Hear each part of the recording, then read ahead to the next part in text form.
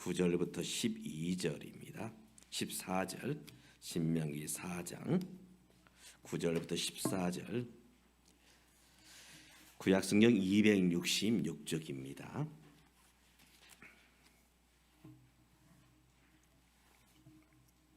제가 홀수절, 여러분 짝수절. 우리 영상으로 예배에 임하시는 분들도 함께 말씀을 읽어주시기 바랍니다.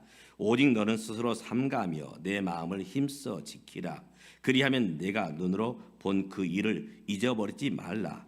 내가 생존하는 날 동안에 그 일들이 내 마음에서 떠나지 않도록 조심하라. 너는 그 일들을 내 아들들과 내 손자들에게 알게 하라.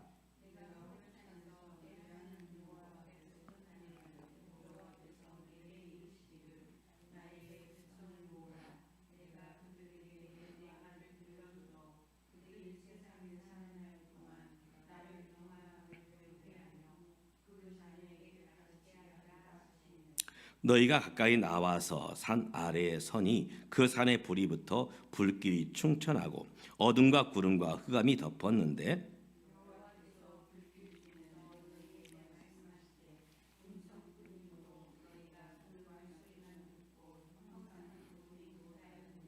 여호와께서 그의 언약을 너희에게 반포하시고 너희에게 지키라 명령하셨으니 곧 십계명이며 두 돌판에 친히 쓰신 것이라. 그때 여호와께서 내게 명령하사 너희에게 규례와 법도를 교훈하게 하셨나니 이는 너희가 거기로 건너가 받을 땅에서 행하게 하려 하심이니라. 아멘. 지난 수요일에 이제 그 길가변 우리 교회 주차장 이제 도로변에 있는 길가에 이제 비비추하고 나일락을 심었습니다. 왜 수요일날 심었느냐? 그것은 일기예보를 들어보니 목요일날 비가 많이 온다 하는 일기예보를 들었습니다. 또 지난번 고난주간에는 베고니아 이제 이 베고니아가 이제 가을 서리가 내릴 때까지 이제 오랫동안 피기 때문에 가성비를 생각해서 해년마다 이제 베고니아바를 화분에 심습니다. 제가 멋모르고 이제 3월이 되면 굉장히 마음이 기대가 됩니다. 모든 만벌이 피어나고 꽃이 피어나고 그래서 빨리 꽃을 심어야 되겠다 해서 이제 3월 일찍이 베고니아 심었더니 그만 눈이 내리고 서리가 와서 베고니아가 다 돌아가셨어요. 그래서 이제 이 베고니아 꽃을 심을 때마다 꽃을 사오면서 농장 이제 그 사장님께 묻습니다. 화원 사장님께 언제 심어야 되느냐. 그러면 사장님이 이맘때 심으면 됩니다. 올해도 좀 늦었어요. 무려 4월 초순까지도 눈이 왔습니다. 그래서 4월 중순 거의 부활절 임박해서 베고니아를 심었습니다. 이제 우리 많은 분들이 이제 고구마도 심고 고추도 심고 상추를 심습니다. 이것들을 심을 때에 제일 먼저 이제 신경 쓰는 것이 무엇이냐? 추위가 언제 그치느냐와 두 번째는 비가 언제 오느냐. 그래야 농작물이 잘 자랄 수 있지요. 저희 고등학교 친구가 이제 규경에서 농사를 짓는데 농사가 어떠냐 물어보면 힘들다. 우리가 보통 할 일 없으면 우리는 농사 짓겠다는데 농사가 힘들대요. 이 노동도 힘들지만 이것이 이때 심었는데 어떤 때는 기온이 좋고 날씨가 좋아서 무럭무럭 자라기도 하지만 어떤 때는 이렇게 늦게 눈이 오거나 또 서리가 내려서 모든 농작물이 이제 냉해를 입음으로 인해서 어렵다. 또 이제 잘 파종을 했습니다. 그런데 이것이 태풍을 만나면서 또 이것이 다 어려움 겪게 되고 또 물난리 홍수를 만나서 다 죽게 되는 모습 앞에서 정말 많은 고생을 하더라고요. 그래서 농사짓기 힘들다 그렇게 토로를 하더라고요. 많은 분들이 농사짓는 것 쉽지 않다 인정합니다. 사실 이와 못지않게 제일 어려운 농사가 있지요. 바로 자식을 키우는 것, 자식 농사일 것입니다. 우리 부모님은 자식들에 대한 기대가 있습니다. 우리 아들에 대한 기대, 우리 딸들에 대한 기대. 그 기대를 가지고 그 힘들고 어려운 시간들을 잘 견뎌내십니다. 오늘 우리가 우리 자식들을 어떻게 세워나가야 될 것인가? 오늘 우리가 본문 성경을 우리가 함께 나누면서 하나님께서 어떻게 우리 자식들을 키워라 말씀하는가, 함께 주님의 음성을 우리가 귀담아 들을 수 있는 복된 시간 되시기를 주님의 이름으로 축복합니다. 오늘 신명기의 말씀은 언제 기록되었느냐? 이스라엘 백성들이 이제 애굽에서 종살이 하다가 이제 애굽을 나오게 됩니다. 그리고 광야를 지나면서 무려 40년 가까이 광야를 지나게 됩니다. 그리고 이제 조금만 있으면 이제 요단강을 건너서 약속의 땅 가나안에 들어가게 됩니다. 바로 가나안 땅에 들어가기 직전에 주신 말씀이 이 신명기의 말씀이죠. 그래서 10절에서 이제 지난 시간들을 이제 회상하면서 어떻게 이제 가나안 땅에서 살아야 될 것이냐, 이것을 말씀하고 있습니다. 우리 말씀을 제가 한번 읽어드리겠습니다. 나에게 백성을 모으라. 내가 그들에게 내 말을 들려주어 그들이 세상에 40날 동안에 나를 경외함을 배우게 하며 그 자녀에게 가르치게 하리라.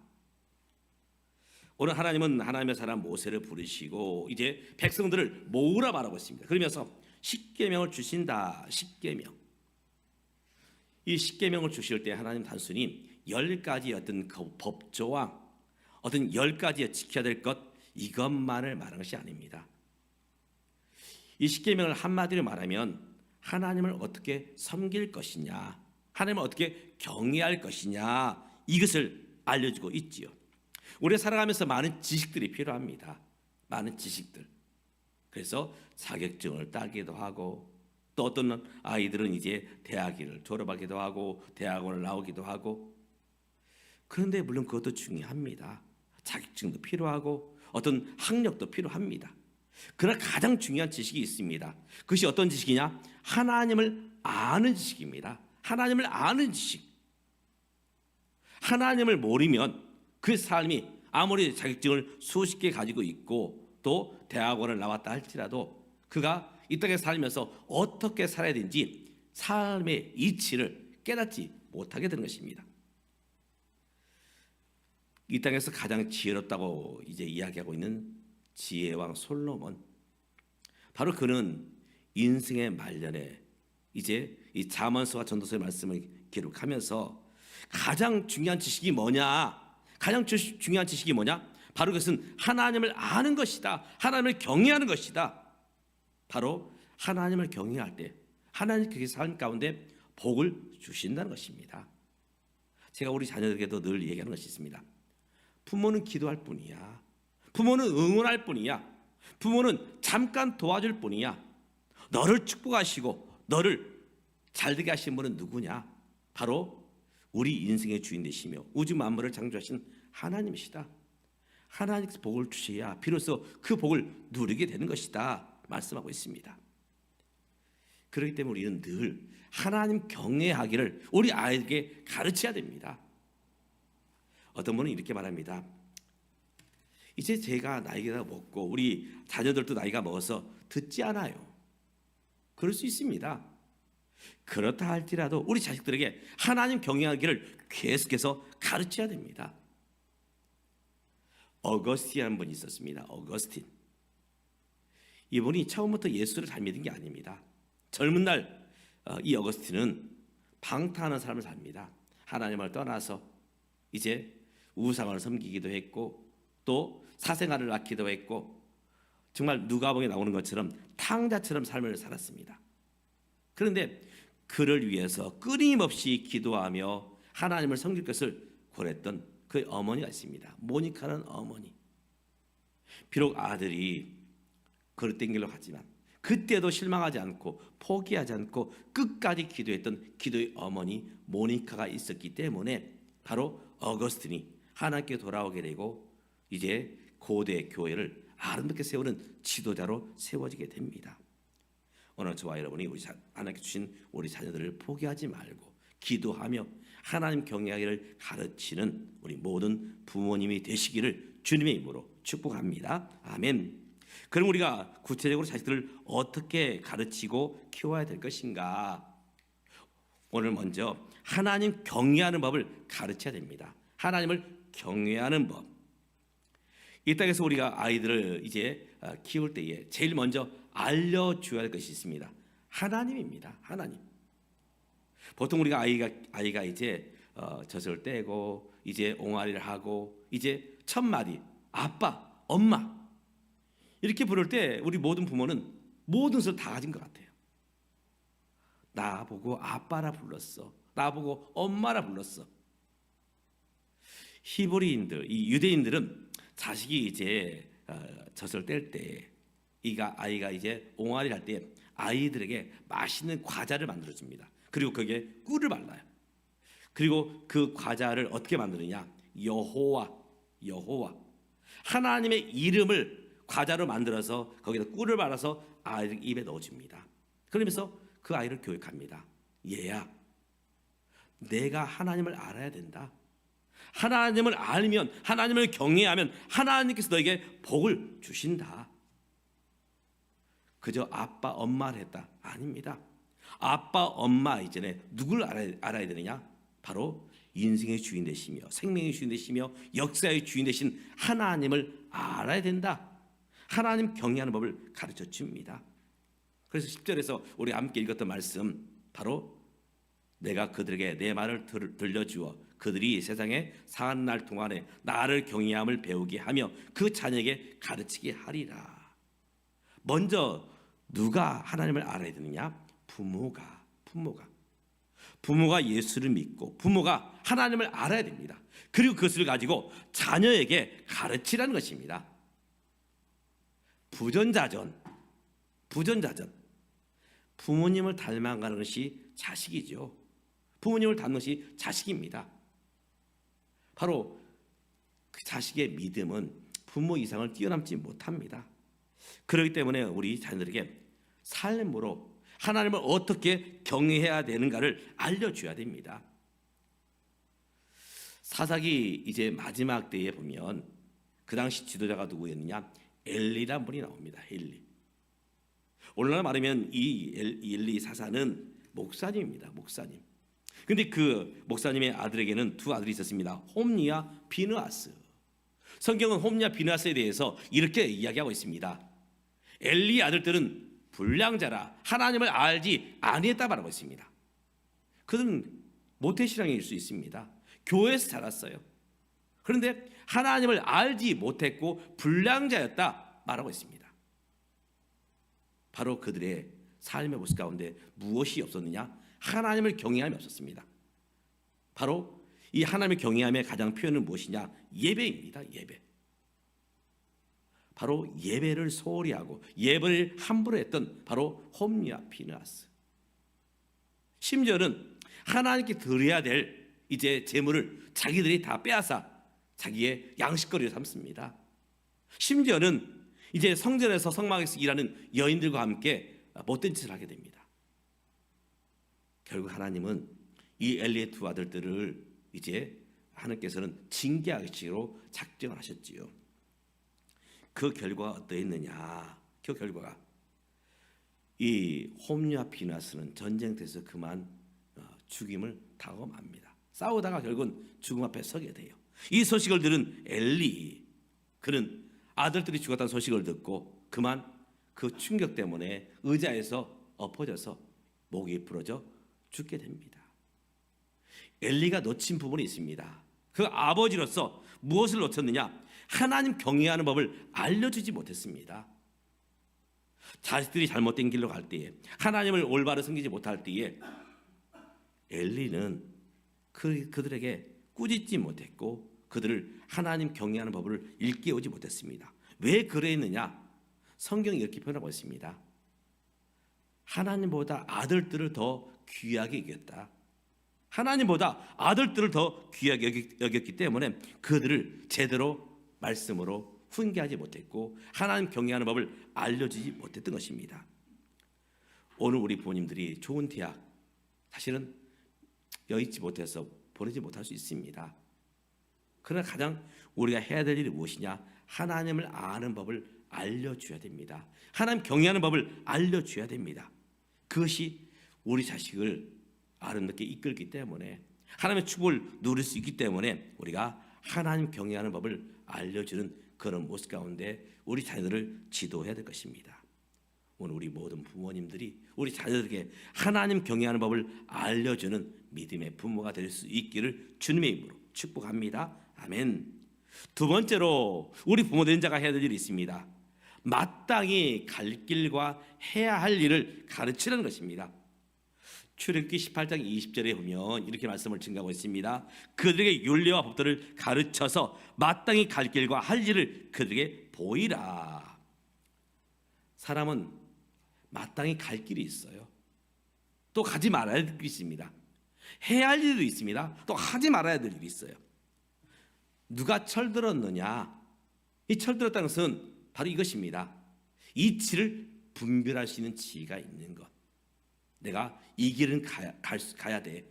이 길은 가지 말아야 돼. 이 일은 해야 돼. 이 일은 하지 말아야 돼. 그것을 어떻게 구분할 수 있느냐? 하나님 주신 마음이에요. 바로 그것이 철든 사람의 삶의 모습일 것입니다. 그래서 이 솔로몬은 잠언을 어떻게 해서 이렇게 증가하고 있습니다. 마땅히 행할 길을 아이에게 가르치라. 그리하면 늙어도 그것을 떠나지 않을 것이다. 높은 위치에 올랐고 권력을 잡았고 또 중요한 위치에 있다고 해서 다 된 것이 아닙니다. 마땅히 사람으로서, 마땅히 하나님의 사람으로서 해야 될 일이 있고 가야 될 길이 있습니다. 중요한 것은 바로 하나님 안의 뜻을 판단하게 된다는 것입니다. 지금 참 우리나라가 힘들고 어려운 가운데 있습니다. 그 힘들고 어려움을 누가 주고 있느냐? 바로 나라의 위정자들입니다. 위정자들. 마땅히 백성을 이끌어감에 있어서 지도자로서, 대통령으로서 어떻게 해야 될 것인가?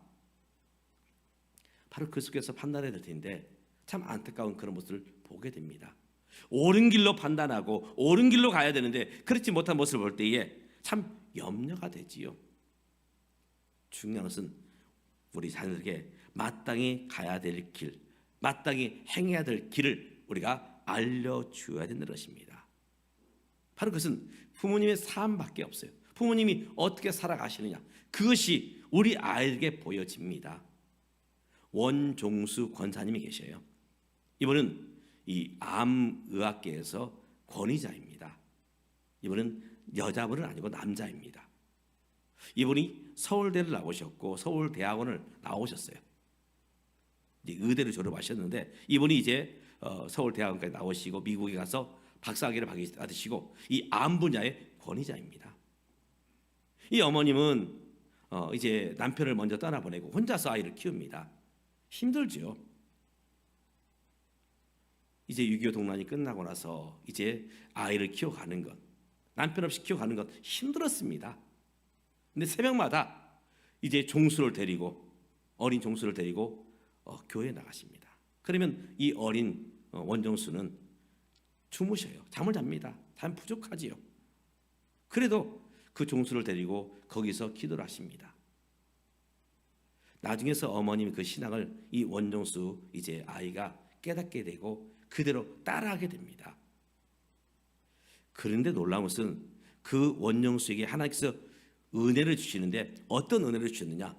한 번 본 것은, 한 번 들은 것은 잊어버리지 않습니다. 그래서 시험을 보면 그 간증을 들어보면 머릿속에서 책장에 넘겨간대요. 학교에 선생님이 교실에서 했던 말들이 생각난대요. 그래서 시험지에다 그대로 적는데요.